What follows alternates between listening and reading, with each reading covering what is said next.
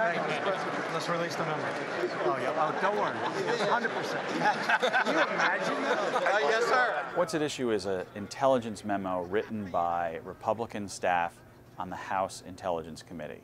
And the memo, as it's been described to us, is basically a set of accusations against the FBI and the Justice Department, accusing them of misusing and abusing their surveillance authority.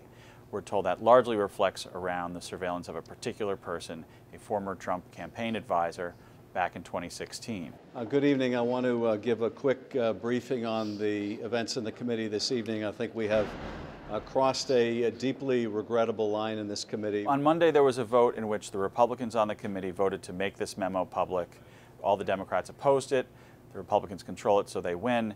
And that set off essentially a 5-day clock. And the president, under the rules, the president has 5 days to intervene and say, no, I don't want that released.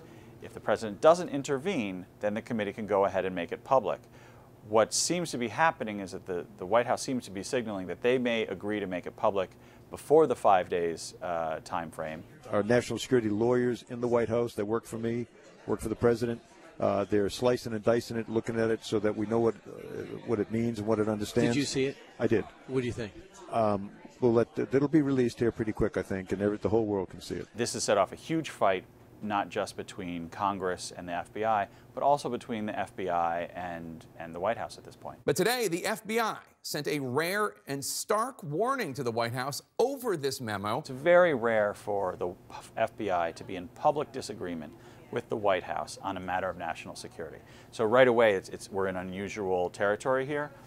But what the FBI's specific objection is that the document, they say, paints an inaccurate portrait because it has some facts in it but leaves out a lot of other important explanatory facts that would make the findings and the accusations seem far less sinister, according to them. The thing that struck me about the statement first, good on Director Wray for making it, for no other reason than to protect, try to defend the great men and women of the FBI. Law enforcement believes generally that these types of issues, foreign intelligence-based surveillance, national security surveillance, should always remain classified except in extremely rare, incredibly important circumstances.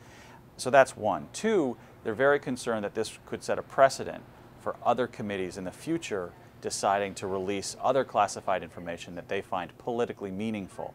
And they are afraid that the intelligence work that they do will get increasingly politicized, even more than it already is in the context of this investigation.